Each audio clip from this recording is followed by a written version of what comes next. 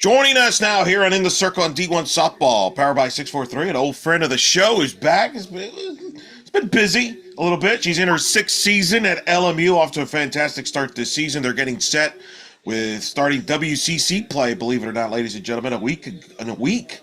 Of course, she was a two-time Olympian, a gold medalist, was an assistant on the Olympic team in Tokyo this recent cycle. Of course, led UCLA to a 4 World Series appearances, a two-time All-American. Now joining us, speaking of, here on In the Circle, Tairia Flowers joining us here.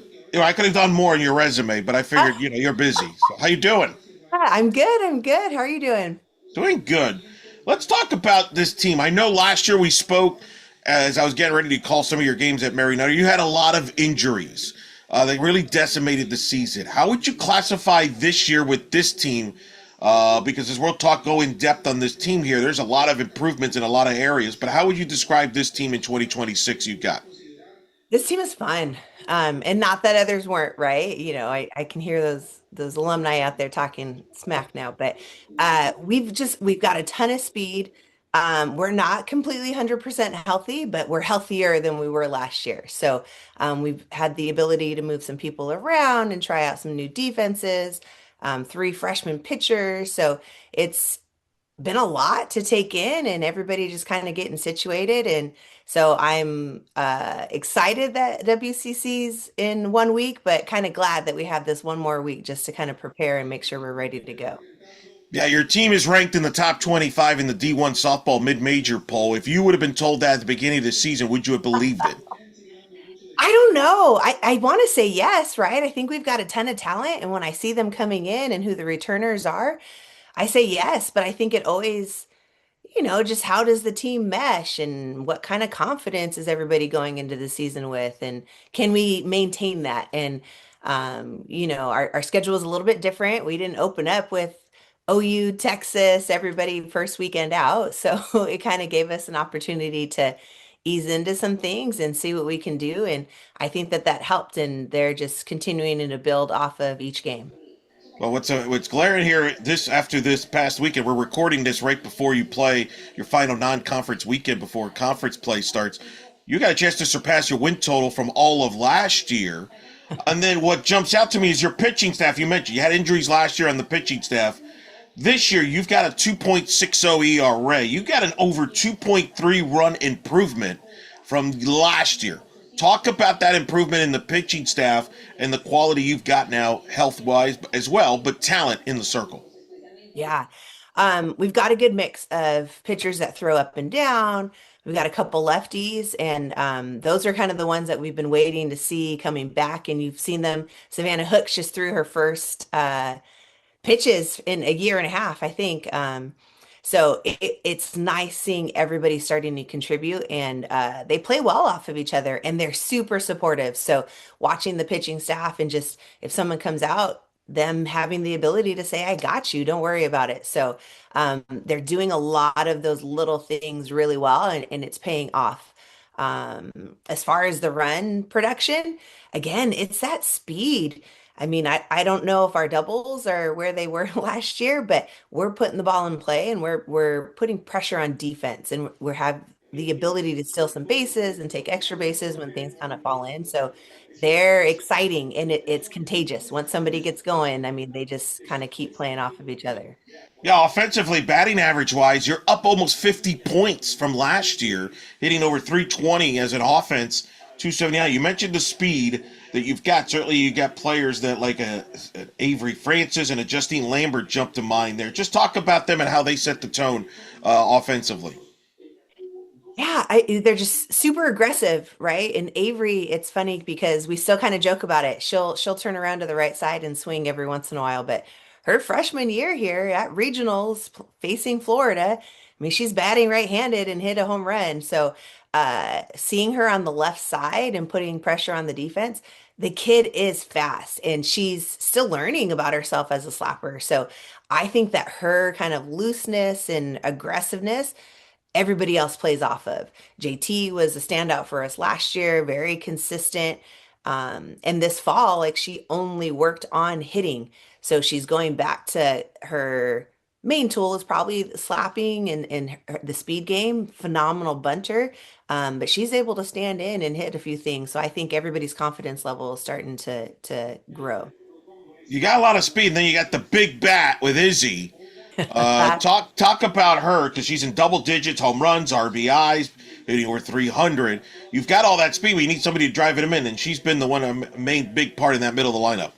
Yeah, Izzy's just been consistent her entire career, and the type of power that she has, it's phenomenal. I mean, watching her at practice and our team trying to see if she's going to clear the tennis courts and kind of go through, it's just, it's fun. And with one swing of the bat, she always can, change the game, close up the gap. Like, I mean, there's just so many options with her, and with everybody else getting on base, it's exciting. It keeps everything close, and she's in that two spot, and I know not traditional, but it makes people have to throw to her early on and often. Right, because it gets her more opportunities at the plate and Absolutely. better chances of getting her pitches instead of being pitched around. And if they do pitch around, you've got other hitters. Who are been some other hitters that people need to know about that maybe haven't followed your team on a daily basis? Yeah, it's hard to kind of pick them all out because I feel like they've done a good job of different people stepping up at different times. So Taylor Walker is a freshman. She can stand in, power slap. She's got good speed. Coco and Leah have been phenomenal for us up the middle. The more of consistent, maybe not as much power, but then our pinch hitters. I mean, there's been some scary times watching them come up and seeing them take their hacks. But Mina came in and she was a pitcher and hadn't really hit since she's an eighth grader. And she's had some things that have kept her out of the circle this year, but she came in and just said, I want to help the team. How can I do it? And can I swing the bat? And watching her come up in some clutch situations has been really fun. Mentioned the pitching staff last year, near 5 ERA, under 3 this year in ERA. That's a significant improvement. Health is a big part of that, but talent. You've got Jesse Gilbert there, you got Sarah, you got Lindsay Odette. Just talk about the pitching staffs, each individual, and how they complement each other. Yeah. Lindsay does a good job of going up and down. Still working on that changeup, but when it's on, like it's doing a very good job. And just her confidence. She's had the most experience. She's been out there throwing consistently and feels strong and she feels good. And she's been a good leader for us in the circle. Um, Sav and Angela, lefties, one's a up spin and one's down, and they both have great changeups. They're still kind of on pitch counts and seeing where they are, but they can kind of jump into the lineup and slide in for that matchup that makes sense at the time. And then Sarah, I mean, watching her against Washington and not get phased and go right at those hitters, and she's got great spin. And I think, when you look at the batters, it's almost kind of that they're looking at their bat, like what just happened? And the thing just kind of spins away from them. Jesse's got a little bit more velo, strong kid. I'd like to see her go through the zone a little bit more, but the thing is moving. So you'll see people swing at things completely out of the zone or over their head just because of what she has. And then Sawyer, mostly down, but that changeup, I've seen some really good hitters look foolish on that thing. So again, when they're all attacking the zone, feeling good, it's scary what they're capable of. Who are your leaders on this team? I think all our seniors, I mean, the underclassmen are stepping up too, but those seniors have been to postseason. They know what it takes. Having 8 freshmen, they've done a great job of welcoming everybody in and kind of explaining like, oh, you're tired now? Yeah, it it gets a little bit better. I guess you're used to it, but this is what we're going to need to do and make sure you're taking care of things. So they've done a good job of leading by example, but being those vocal leaders for us. I want to take you back to Mary Nutter this year. You beat Utah there. Much improved Utah team there. You played a couple good games against them this season already. And you beat Washington. You mentioned that. That was a huge win. How big was that for your group, for that confidence to beat a talented Huskies team that I don't think has lost since then? So you might have woken them up a little bit over there. Right. But nonetheless, they're a really talented team, top 25 in the polls as we speak. Talk about those wins there and how that helped you group from a confidence standpoint.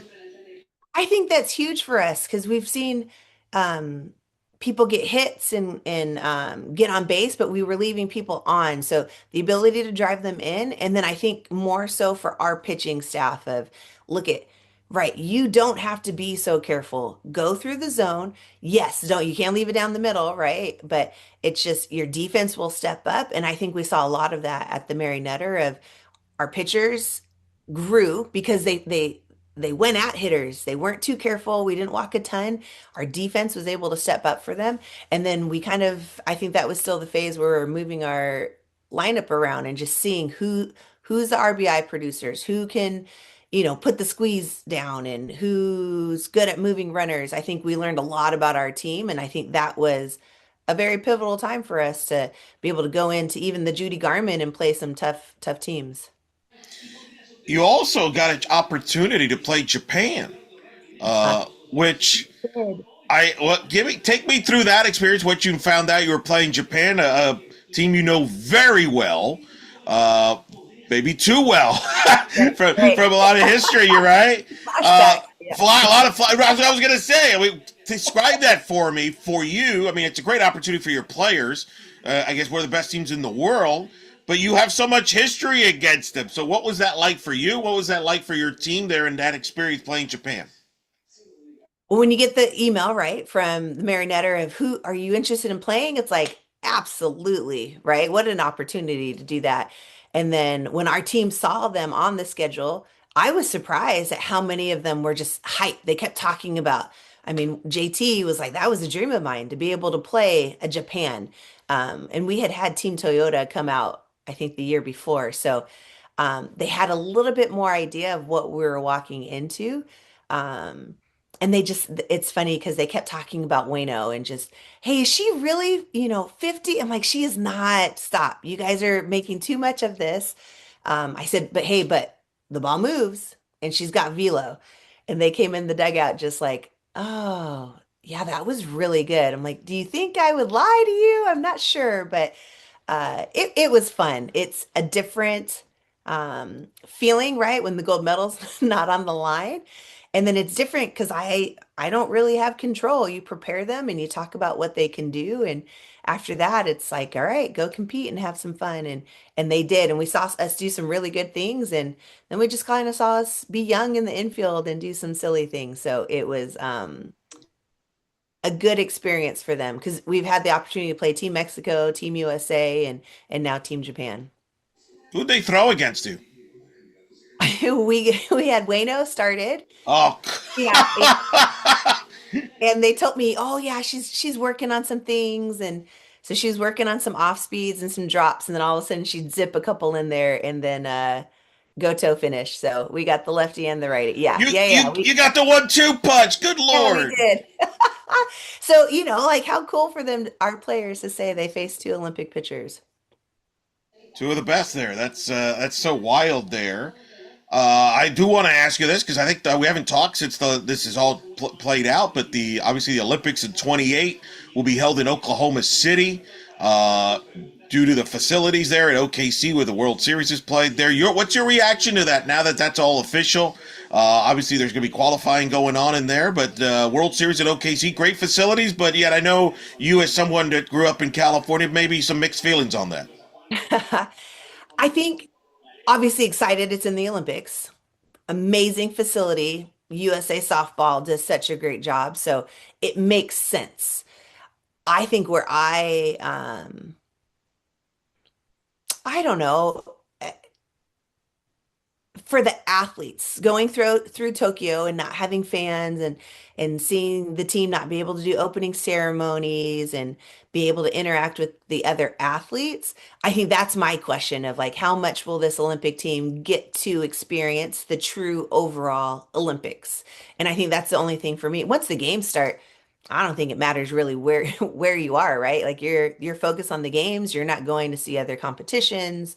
You have to get your rest. You're prepping for teams, but that beginning, will they get to do opening ceremonies? Will they get to meet other athletes? I think that those were the first questions that came into my mind when I saw it was at another site. Of course, also Australia will follow there, so there's a lot of optimism that we'll have softball in the Olympics, the next two Olympics, here in the States in 28, and then Australia 32. Do you share that as well? Very exciting. I mean, the more that we can get out there and those right, the countries that are excited for our game and are able to host, I mean, it's amazing. And obviously I'm biased, but watching it grow here in the States and our pro league starting to elevate and just kind of everything, it's one of those sports that should be in the Olympics. Well, and one of the leagues that things are going to help is the AUSL as it enters its second season and the development. A lot of players have told me that that's going to help them stay ready for the Olympics. Do you sense that as well? I know you're going to be involved in it yourself, which we'll get to, but that's, I think, a big game changer is for the players. They have a place now to play professionally against some of the best players, not necessarily have to go to Japan. They could play here in the States and get ready for the Olympics. Oh yeah, it's huge. Any reps you can get. I mean, when you're in college, almost every day you're training, competing, you have other people pushing you. And then once you become a professional at for softball right now, when I played, it was a couple months and the rest of the time you were either a coach and not always able to get your reps, or there were people that worked at Home Depot or somewhere else. And it's not the same training and same intensity. So for our athletes to be able to train year round and get the reps in high competition, I think it's just going to take our game to the next level. Now you're going to be involved because you're not busy enough. No. You're gonna. You just decided I'm going to add more to my schedule. You're going to be the head coach of the Portland franchise Yeah. in Cascade. Just talk about that. What led to that decision and your interest in joining there and helping out. Well, following the league and just hearing all the great things and talking to some of my former teammates who are involved with the league, it's climbing. I mean, and good things are happening, good thoughts, conversations, where it's going. So, when I was called and asked if I was interested, I said, I don't know. I have my kids, they're in basketball and I have recruiting and kind of going everywhere. And it's just watching the game grow. I wanted so badly to be a part and see what it's all about. So I jumped on it. It's West Coast, and I'm excited. My daughter will be with me all summer, and she's a basketball player right now. So my team has already said, "Don't worry, by the end of summer, we'll have her with a mitt on." So I'm crossing my fingers for that. But it's great. They're doing it right. The facilities are amazing, watching Portland and what they're doing with women's sports and the posts that I've seen, and even just getting ready for March Madness right now. Like it is a high level sports town, and they're ready to go. So I'm really looking forward to it. And my roster, I mean, holy smokes! I mean, just the names that are on there. It's just like, all right, let's get going. I can't wait. Yeah, Portland's been a hot market for sports in general, but you're right, women's sports. I mean, they draw for everything there, and so certainly it made a lot of sense that they would get a franchise there. Jamie Lowprice, I believe, is your GM. Do you remember? So take me through that when she reached out about your interest there and working with her because she'll be your GM. Yeah. I mean, she's been absolutely amazing. So, probably a few years back, I did an interview with her. She was doing some stuff with Alliance, and Natasha and I did it together. And I think when she got the job, she had asked a couple people, and some people threw out my names. I think Natasha probably was one. And then she called me, and we had a couple conversations, did an official interview, and it was like, oh, this is a good match. Like we talk the same about softball, passionate, same thought process when it came to building a team. And so it's been great in going back and forth on the draft and what we should be doing for spring training and going, like, she's just a great softball mind and has some amazing connections. So I'm having fun with it. It doesn't seem like an extra job. It's like, ooh, okay, this is my playtime after work. So you pretty much mapped out kind of how this will work, basically, as far as balancing this with obviously with your LMU, and then obviously because I mean I would imagine that because you've been involved with USA softball, this is nothing really new from a scheduling standpoint as far as having balancing both multiple gigs. Is that accurate? Accurate, absolutely. Yeah, I just kind of switched out one name for another. So, um, it's going to be tough, right? And it changes recruiting a little bit, but also, I'll be in different cities, and if I have an opportunity to see games, I'll see games, but it's getting the LMU name out in front of other people while being able to continue to develop and help the AUSL continue to grow and put out a great product. How much too will you help the players be on your team, but even players that might reach out to you about advice as far as you've played in the Olympics, you know how to, you've made the U.S. Olympic team, you know what the experience is like in the Olympics, both as a player and as a coach. How much of that guidance also do you feel? You feel, I don't know if you feel responsible. There's a responsibility that comes with it, but passing that along to the players now who are going to be trying to make the 28 team and beyond. Right. I think there's a balance of it of if they ask and they want to hear and we want to go into conversations of how did you do it? What about your teammates? What were some different ways? And I think that's the benefit of a staff, right? Of maybe what I say or how I did it doesn't necessarily click for you. Let's figure out what works best for each person. And it's not that, hey, listen to the old lady, I've been there before this. It's just if you want it, it's here for you. But also, the game has changed, and I wasn't on social media all the time and having to post and build a brand and everybody watching my mistakes and what does that look like and how do I regroup? It was a different, I feel like, game at that point. And now with all the video and scouting, it's just you really have to focus and be on it. Like there are no surprises. So it's again, it's their game and what do you need from us and how can we make you the best you? All right. Now, I do have to ask this because people always ask me about this. I mean, you've been so synonymous with USA softball. Are we sure? Are we sure you're not going to be involved with USA softball? I just said it on the record here. Oh my goodness. You know what? I am not right now. It's funny because the reason I stepped away was to be able to recruit and be with my family more. And I mean, it's still the priority for me, but at the same time, it's a new, different opportunity. And how can I still give back to the game? And having the ability, in my mind, I'm thinking, okay, Portland, like how cool for my son and husband who coach basketball, play basketball, to come out and see basketball there. How cool for my daughter to be around these pro athletes and women and learn from them and just work ethic and still be able to see basketball and softball. And so it took us a long time to kind of come to this conclusion, but my whole team, my family, my husband and my kids were like, this is an amazing opportunity. Yeah, let's not pass up on this. Let's do this. Well, I'm excited for you in Portland. I think that's going to go well for you there. But it will be strange not to see you or Laura Berg on the U.S. roster somewhere, either as a player or as a coach. That's going to be weird. Yeah. Get a couple of years from now. And speaking of which, you're going to get to face them to end the WCC season. Final weekend of the regular season, which is kind of wild that they schedule it that way. I know it's just for this year, but it is unique because you'll get to face Coach Berg once again, but also another former teammate of yours, Jenny Topping, who's joined her staff this year. It's like an Olympic reunion there in the '04 team there. What's that been like when you face Coach Berg, and what's that going to be like to see Topping there that final weekend?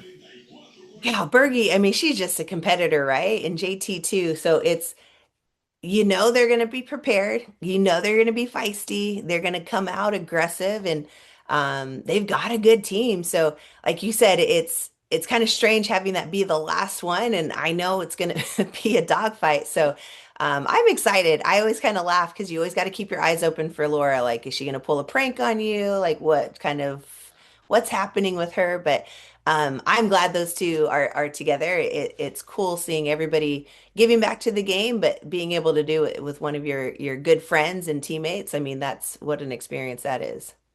One thing I noticed from the schedule, single games series, 3-game series, single games, no double headers. Talk about that change, because obviously for a long time, there's been a lot of variety as far as the schedules with the WCC because of the changes, who's in the league, who's not. Just talk about that format with the now going to single games, and this will be the last year that the conference will be decided with just the regular season champion. I believe next year you'll go into a conference tournament format. Yep, yep.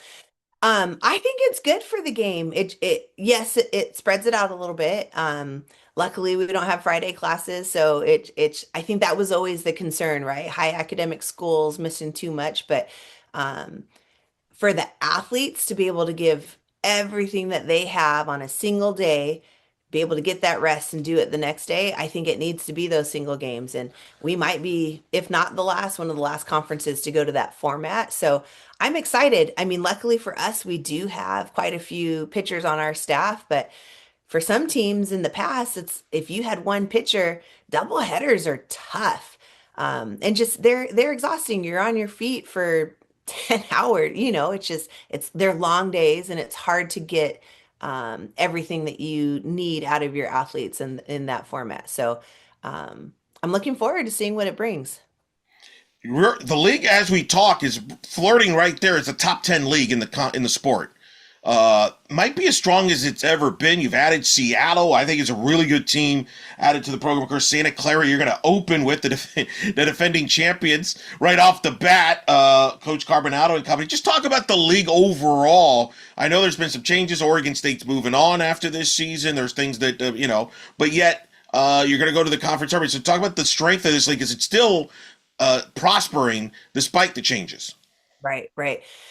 I mean, great women, strong women leading these teams. Obviously, we have Jeff now with Seattle coming in, and we had Gordon with BYU. So we've had some really good coaches. I think it's just taken everybody a little bit of time of, hey, this is who we are. This is who the WCC is, and they're seeing us compete at a different level, and we're getting different kind of recruits. So I agree with you. It's continued to grow, and our group is passionate about making the WCC one of those top conferences. But Jeff, I mean, even competing with him when he was at other schools and seeing him take over at Seattle U, I mean, he's fierce and he's such a fun guy. But he's got some great athletes. So I'm excited to I've never been to their stadium. We go there this year. Really? Yeah, I've been to UW, but I've never been to Seattle U. So a lot of newness. USD got that new stadium. It's a little bit different. Some new athletes, but like you said, it's the same thing. You got to win out and be consistent throughout the whole conference. What's it going to look like next year with the conference tournament from a format standpoint, and how does that impact the scheduling? Scheduling's different, right? I mean, everybody else's conferences, I think, opened 2 or 3 weekends ago. So filling those gaps won't be as difficult for us. We're looking forward to a conference tournament because we want to make sure too that we're sending the team that's hot at that moment, that's going to represent our league the best at the end of the year. And Santa Clara did a great job with that last year. I mean, they went into the Tucson Regional and shocked some people and made some noise. So that was really cool to watch. But just again, it comes down to how do you keep your team locked in through the entire conference and understand, okay, you might drop a game here or there, but what matters most is at the end and compete. And I think that's what we're all trying to get out of our kids of when it matters, stay focused and what's important right now. Do you see similarities with your team right now and maybe the 22 or the 23 team? They've made it to the tournament and won the league. I do. I mean, just strong pitching, good defense, and good leadership. I mean, so I think those things relate a lot. And, my husband, Jason, he keeps giving me a hard time. Uh, my championship team at CSUN, he's like, this is the closest team that you've had to that one too, just the type of speed and putting pressure on. So it's been fun to kind of see all these different teams kind of come together into one and again, like we're young, so I feel like we're able to kind of move on from some mistakes pretty quick. But I think too of oh, they don't really know what's coming, so it kind of makes it a little bit more of a surprise for us of what's to come. What's it like when you have a young team? The balancing the patience as a coach, but at the same time getting that result that you need.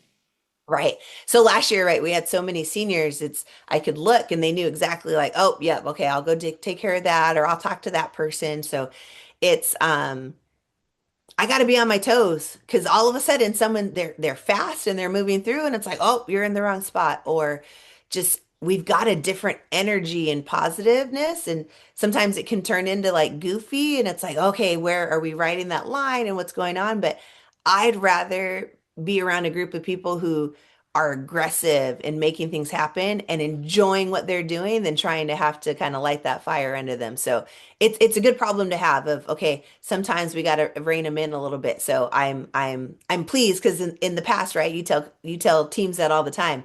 We don't want to have to motivate you. Make us pull you back. And that's what we're experiencing right now. My last question for you is: you get going for conference to start. What's going to be a couple of keys, a couple of areas maybe your team you want to see either improve on or do to accomplish your goals? Yeah. I think just be consistent and remember what got us to this point. We did hit a little bit of a lull for the last 2 weeks. So beginning of season, we did a lot of things really well, and I think we all kind of hit this wall at the same time. So I'm hoping this weekend we're climbing over that wall and ready to make that next step. But we got to play solid defense. I think the pitchers keep doing what you're doing, and then offensively, I'd like us to eliminate some of the strikeouts that we've been having and then just clutch hitting because we're getting on. Like you said, our batting average is up there, our on base percentage. So when runners are in scoring position, let's just find one more double instead of keep going after the singles or go for the sac fly. Like we need to capitalize and make sure we get those final runs across. That is LMU head coach Tairia Flowers, of course, Olympian, twice gold medalist, national champion as a player, multi-time All-American, just GOAT status in softball circles.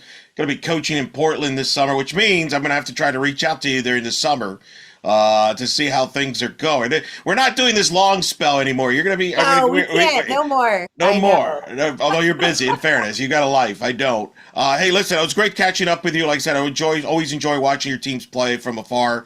Good luck the rest of the season, and thanks for always being on with us all these years on In the Circle of D1 Softball. Oh, my pleasure. Always, always. Go Lions.